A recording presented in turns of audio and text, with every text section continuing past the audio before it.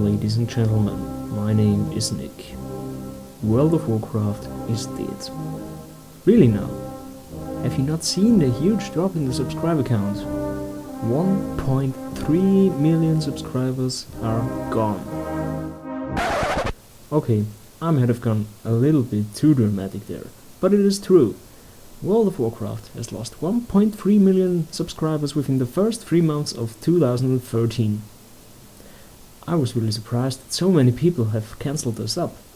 I expected that the drop would only be about 650 to 900k subs. Anyway, this video here should point out reasons why this has happened and should provide you a little bit to discuss.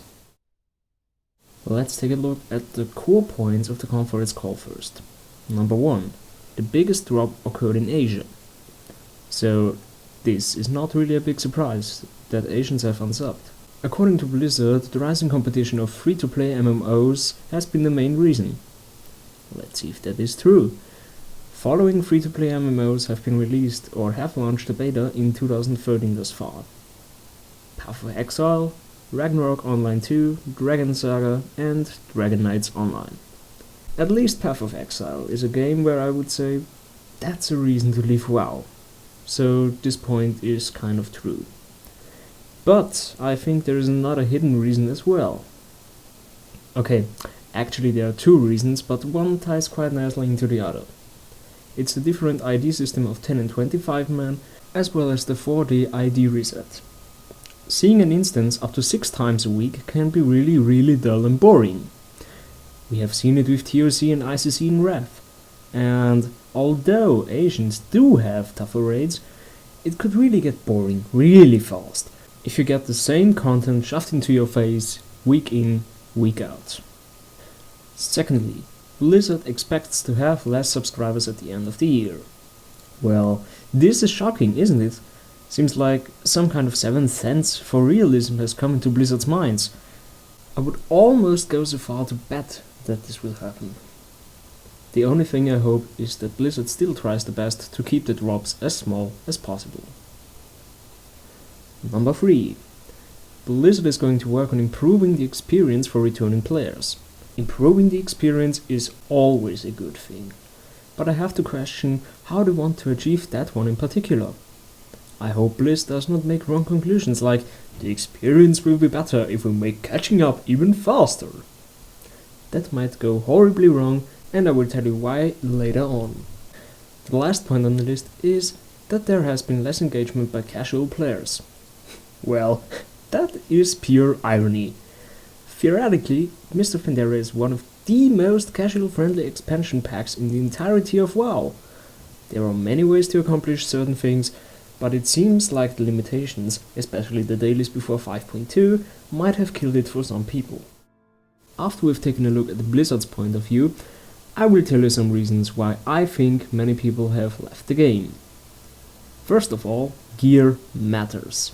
This goes all the way back to Wrath when the first quote-unquote catch-up mechanism was implemented. The badges. Yes indeed, making old raids obsolete has never been a good idea, and it still is up until this very day. But it seems like the badges weren't that bad at all. So the second thing came into the play. The LFR. Ever since the LFR has been implemented into the game, the amount of guilds that raid the current content has dropped to almost a third in Western countries. And why? Gear. Gear, and once more gear. Knowing that you only need a certain item level to get into the next LFR, more and more people ignore the normal mode raids and run the LFR instead. Secondly, frustrating situations caused by unfriendly random players and the lack of instruments for preventing those situations or punishing bad behavior are causing, you've guessed it, frustration.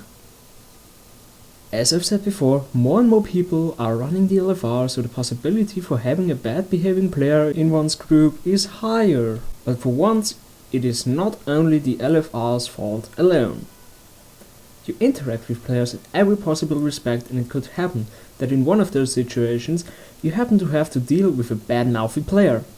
And this is where things can go ugly. Currently, you can report players for cheating, name and language. In my opinion, this is definitely not enough, especially because you cannot see whether or not actions are taken by Blizzard. This causes even more frustration, especially when the reported player obviously violated a rule of the game.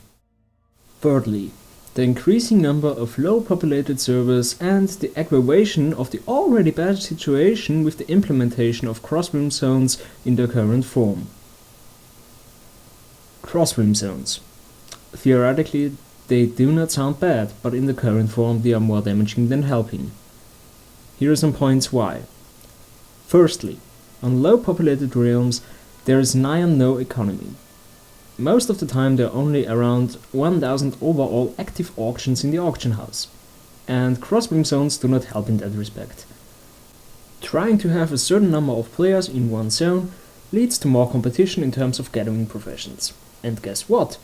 If there are less herbs or ores or creatures to be farmed per player, the supply declines and the prices rise, or what's even worse, certain items could not be found in the auction house at all. Secondly, this has already happened before, but the amount of corpse camping and ganking is extremely high ever since crossing zones have arrived. I already hear some players saying, but it is your fault that you play on a PvP server. OMG, L2P noob! You might be right. But you have to see as well that crossing zones have put low pop realm players into very delicate situations they haven't had for a very long time. And especially for new players this is even more frustrating, because it is very likely that they don't really know why this is happening. Thirdly, like in any other random tour, it is very likely that you won't see the same people again. This causes the inhibition level for bad behavior to decline, and this leads to more trouble once again. So, after we've stated some problems, it's time to discuss possible solutions. First of all, a system like the punishing and rating system in LoL could be implemented.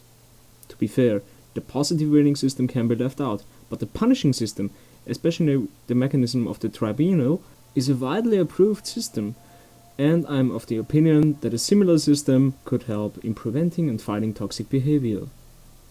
Let's say you are in an LFR group and wipe one Lation once. One of the players has obviously lost his shit and uses very harsh language. At least some people in his group have reported him, but the vote kick does not occur, so the flaming goes on. A GM, or someone like this, takes a look at the reports. After taking all things into account like previous bans and warnings, he opens a file for this case. This file will appear on the tribunal page as a number, for example file number 113. In this file you can see screenshots of the chat with blurred names, etc., as well as the previous punishments and the suggested punishment. Now the players can either give this file a thumbs up, which means absolution for the player, and tick a box with a reason why they chose to give a thumbs up, like punishment is too hard, punishment is too soft, or not guilty, etc., or a thumbs down, which means the punishment for the player. Like I've said before, I think this is almost the only method how to deal with bad behavior and reducing the number of toxic situations within the game. Secondly, turn crossroom zones into some kind of mega server. Enable trading, make a crossroom auction house, allow crossroom rating for the current content. Servers in the current state will only be there to store data of what's in the bank of the guild and the character, and to keep the old mail system in place. This would help players on low populated realms to find players to play with for the current raid content.